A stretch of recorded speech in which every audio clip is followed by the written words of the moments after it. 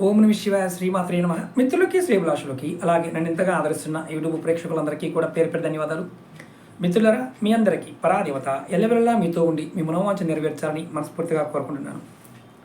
ఈరోజు మనం ఈ వీడియోలో రాబోయే ఉగాది, అలాగే ఉగాది నుండి వచ్చే సమస్యలు, మనం ఎటువంటి పరిహారాలు చేసుకుంటే బయటపడతామో ఈ వీడియోలో తెలుసుకుందాం. 2025 సంవత్సరం వస్తున్న ఉగాది ఆదివారం నాడు వస్తుంది. ఈ మార్చి నెలలో 5 ఆదివారాలు ఉన్నాయి. ఈ సంవత్సరం సూర్యభగవానుడు రాజు, సూర్యభగవానుడే మంత్రి. రాజకీయంగా వ్యవస్థలో సమస్యలు అనేది చాలా అధికంగా ఉంటాయి. ప్రాకృతికమైన విపత్తులు చాలా అధికంగా ఉంటాయి. 12 రాసుల వారికి మానసికమైన ఆందోళన, అనారోగ్యం మీద చింత ఎక్కువైపోతుంది. కలహాలు, ఆర్థికపరమైన సమస్యలు, ఇవన్నీ కూడా ఈ సంవత్సరం ఖచ్చితంగా అందరూ ఎదుర్కోవలసిందే. ఎప్పుడు దాకా ఇలా ఉంటుంది? ఒక 7 సంవత్సరాలు ఇలాంటి సమస్యలు మనం ఎదుర్కోవాలి. షేర్ మార్కెట్లో పెట్టుబడి పెట్టేవాళ్ళు, పెద్ద మొత్తంలో డబ్బు ఇన్వెస్ట్ చేసేవాళ్ళు ఆచితూచి ఖచ్చితంగా ప్రయత్నం చేయాలి. ముఖ్యంగా ప్రకృతి పగబట్టినట్టుగానే ఈ సంవత్సరం మనం చూడవచ్చు. వేసవి కాలంలో విపరీతమైన ఎండలు ఉండటం, అదే సమయంలో విపరీతమైన వానలు పడటం, ఈ సంవత్సరం భూకంపాలు, సునామీలు, మనకి బంగాళాఖాతంలో కూడా అతిపెద్ద ప్రమాదాలను కూడా చూపిస్తుంది.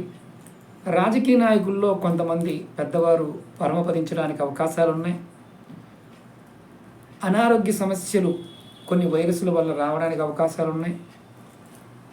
అలాగే జాతక చక్రంలో చాలామంది శని మహర్దశ నడుస్తున్నవారు, రాహు మహర్దశ నడుస్తున్నవారు, గురు మహర్దశ నడుస్తున్నవారు, రవి మహర్దశ నడుస్తున్నవారు కొంత జాగ్రత్తగా ఉండవలసిన సమయం. ఎందుకంటే రవి ఎవరి జాతకంలో అయితే దశలో, అంతర్దశలో, విదశల్లో, సూక్ష్మదశలో నడుస్తున్నప్పుడు కాస్త వ్యగ్రతగా నిర్ణయాలు తీసుకోవడం ఉంటుంది. అలాగే శని భగవానుడి యొక్క ప్రభావం అధికంగా ఉంటుంది. శని మార్గదర్శి నడుస్తున్న వారికి, ఉద్యోగాల్లో ఉన్నవారు ఉద్యోగ గండము, వారు దైవదూషణ చేయటము, మానసికమైన ఆందోళనకు గురవటము, అలాగే వారు ఏ పని చేసినా ఫలితం రాకపోవడం లాంటివి కూడా ఈ సంవత్సరం మనం చూడబోతున్నాం. ముఖ్యంగా ప్రాకృతికమైన విపత్తులు, దానితో పాటు షష్టగ్రహ కూటమి ఏర్పడటం, ఏప్రిల్ తర్వాత నుండి భయంకరమైన ప్రపంచంలోనే మనం ఈసారి చాలా కొత్త విషయాలని చూడబోతున్నాం. ఎన్ని సంఘటనలు జరిగినప్పటికీ ఈ 12 రాశుల వారు ఖచ్చితంగా కొన్ని తేలికైన పరిహారాలు చేసినట్లయితే సమస్య నుంచి బయటపడతారు. ఏం చేయాలో చెప్తాను. అలాగే మీకు ఈ వీడియో నచ్చినట్లయితే లైక్ చేయండి, ఛానల్ని సబ్స్క్రైబ్ చేసుకోండి, పక్కనే ఉన్న గంట సింబల్ని యాక్టివేట్ చేసుకొని 10 మంది మిత్రులకి ఈ వీడియోని షేర్ చేయండి. ఎవరైతే జాతక పరిశీలన చేయించుకోవాలనుకుంటున్నారో, అలాగే నాతో మాట్లాడాలనుకుంటున్నారో, వీడియో డిస్క్రిప్షన్లో నెంబర్ ఇవ్వడం జరిగింది. ఆ నెంబర్కి కాంటాక్ట్ చేసి అపాయింట్మెంట్ తీసుకోండి. అలాగే ఇలాంటి వీడియోలు, తాంత్రిక ఉపాయాలు, వీటిల్లో నమ్మకం లేని వారు మాత్రం పొరపాటు ప్రయత్నం చేయకండి. వారు చూడకుండా ఉంటేనే ఉత్తమం. ఈ సంవత్సరం జాగ్రత్తగా ఉండవలసిన సమయం. 100 రూపాయలు సంపాదించే వ్యక్తి 30 రూపాయలు సంపాదిస్తే గొప్పగా చెప్పుకోవచ్చు. కాబట్టి అది ఒకటి గుర్తుంచుకోండి. ఖర్చులు మాత్రం చాలా జాగ్రత్తగా పెట్టండి. అనవసరమైన ఇన్వెస్ట్మెంట్ చేయొద్దు. షేర్ మార్కెట్ చాలా అప్ అండ్ డౌన్స్ ఉంటాయి.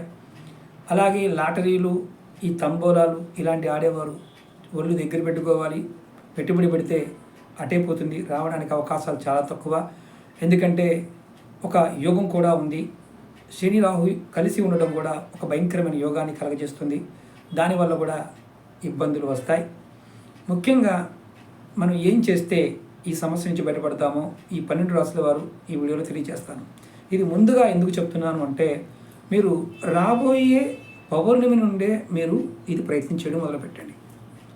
మొట్టమొదటిగా ఎవరైనా సరే ఈ సంవత్సరం పెద్దలకి కాళ్ళకు నమస్కారం చేయటం, ఇంట్లో వృద్ధులు ఉంటే వారికి సేవలు చేయటం, అలాగే గోసేవ, గురుసేవ, దేవాలయ సేవ, అలాగే జంతువులకి, పక్షులకి, అంటే పంచభూతాల్లో ఉండే నీటిలో ఉండే వాటికి, అలాగే ఆకాశంలో తిరిగే వాటికి, చతుష్పాదాలు, కుక్కలు, ఆవులు, అలాగే పిల్లులు, మీరు దేనికైనా సరే ఆహారం పెట్టడం, చీమలకి, బొరియల్లో ఉండే ఎలకలకి, చీమలకి ఆహారం పెట్టడం, ఇవి ఖచ్చితంగా చేయాలి.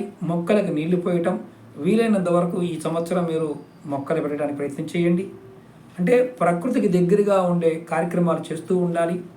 అలాగే ముఖ్యంగా 12 రాసుల వారు వారి కులదైవాన్ని ఆరాధించండి. కులదైవం తెలియకపోతే ఇష్టదైవానైనా ప్రతిరోజు కూడా ఒక 5 నిమిషాలు సమయాన్ని కేటాయించి మనసులో అయినా సరే జపం చేయండి. లేదు మాకు అంత సమయం లేదు, మాకు తెలియదు అనుకునేవారు ఖచ్చితంగా నవగ్రహ స్తోత్రాన్ని పారాయణం చేయండి. అలాగే అందరూ కూడా మనసులో ఉన్న కోరిక నెరవేరడం కోసం ఈ మంత్రాన్ని మీరు జపం చేయండి.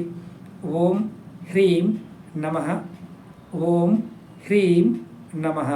ఈ మంత్రాన్ని రోజు మీరు ఏ సమయంలో అయినా సరే, ఎటువంటి స్థితిలో ఉన్నా సరే ఈ మంత్రాన్ని మీ మనసులో ఉన్న కోరిక చెప్పుకొని ప్రయత్నం చేయండి. మీ సమస్త కోరికలు నెరవేరుతాయి. నెరవేరే మార్గాలు మీకు పట్టుకోగలుగుతారు. అలాగే ముఖ్యంగా ఈ సంవత్సరం ఆడవారైనా మగవారైనా సరే, ఆడవారు అంటే పెళ్ళైన ఆడవారు భర్తల్ని దూషించకండి. మగవారు పొరపాటును కూడా ఆడవారిని బూతులు మాట్లాడకండి, వాళ్ళని తిట్టకండి. తిడితే మీ జీవితంలో సర్వం శూన్యమైపోతుంది. ఎందుకంటే గ్రహస్థితి అలాంటి స్థితిలో ఉంది కాబట్టి వీలైనంత వరకు మీరు మీకు కోపం వచ్చిన భగవంతుడి నామాన్ని నమశివాయ నమశివాయ నారాయణ నారాయణ అనుకోండి. బూతు పదములు ఇలా అనుకోండి. దానివల్ల కూడా మీకు సమస్యల నుండి బయటపడతారు. నీతిగా, నిజాయితీగా, ధర్మంగా ఉండడానికి ప్రయత్నం చేయాలి. అప్పుడు యోగం కలుగుతుంది. ఇది ఎన్ని సంవత్సరాలు ఉంటుందయ్యా? 7 సంవత్సరాలు మనం ఈ సమస్యల్ని ఇప్పటి నుంచి చూడబోతున్నాం.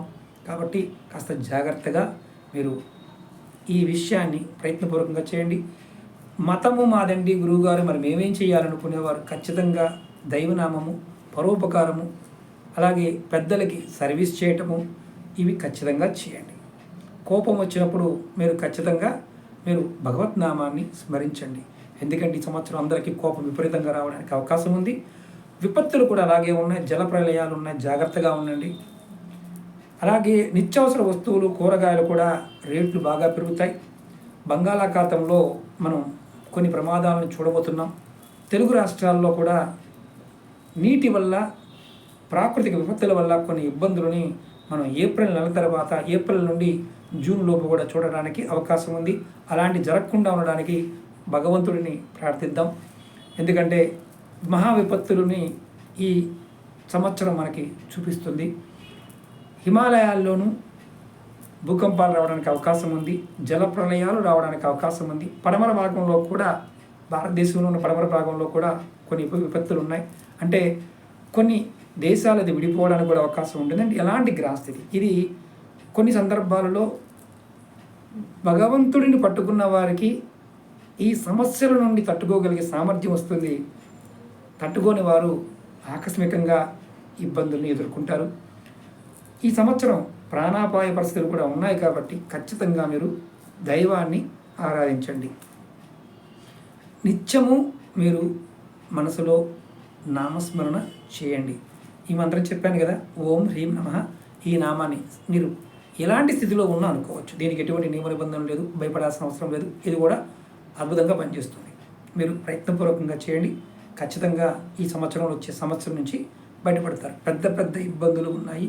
ఇది వార్నింగ్ లాంటిది. భగవంతుని పట్టుకుంటే బయటపడతాం. ప్రయత్నం చేయండి. మీకు ఈ వీడియో నచ్చినట్లయితే లైక్ చేయండి, 10 మంది మిత్రులకి షేర్ చేయండి. ఓం నమః శివాయ, శ్రీమాత్రే నమః.